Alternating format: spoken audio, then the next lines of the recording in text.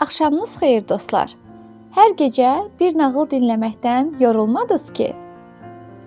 Elə isə keçid alaq növbəti nağılımıza.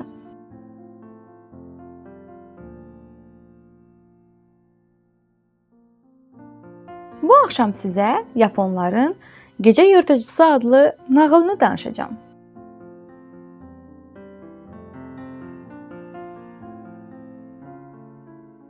Çox qədim zamanlarda Yaponiya imperatoru xəstələndi. Xəstəliyinin səbəbi isə neçə həftədir yuxusuz qalmağı idi. Gecələri yata bilmirdi.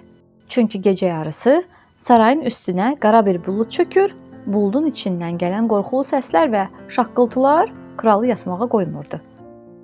Bir neçə mühafizəçi bu sirri öyrənmək üçün sarayın bağçasında gecələdi və həqiqəti öyrəndi. Gecə yarısı şərqdən gələn qara bulud sarayın damının üstünə çökürdü. Buludun içindən uzanan caynaqlar isə damı sökməyə çalışırdı.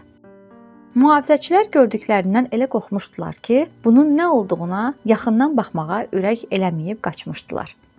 Bu hadisə hər gecə təkrarlanır, imperator getdikcə daha yorğun olur, xəstəliyi güclənirdi. Əgər bu vəhşi yırtıcını zərərsizləşdirməsələr, imperator öləcəkdi. İmperatorun köməkçiləri yırtıcını öldürmək üçün qəhrəman döyüşçülərdən biri olan Yorimasaya tapşırıq verdilər. Yorimasa ən yaxşı yayını, polad uclu oxlarını, qalxanını, zirehini, döyüş paltarını geyindi. Başına da ən möhkəm dəbilqəsini qoydu.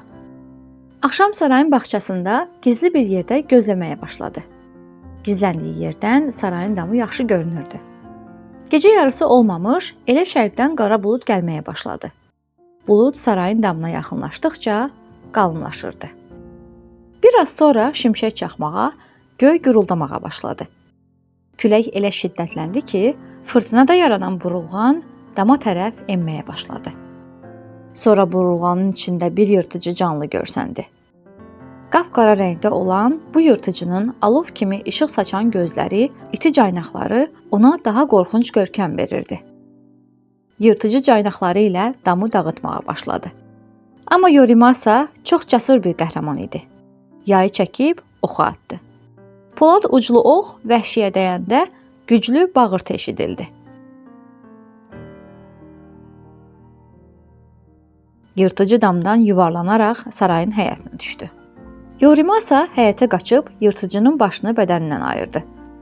Yırtıcının at böyüklüyündəki başı meymuna, vücudu və pəncələri isə pələngə bənzəyirdi.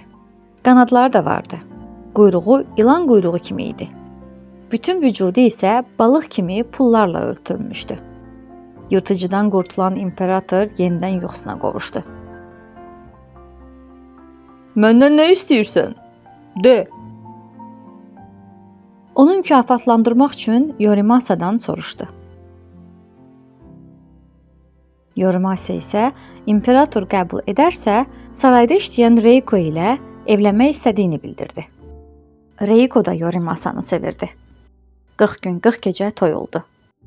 Reiko ilə Yorimasa evləndilər və ömürlərinin sonuna qədər xoşbəxt yaşadılar.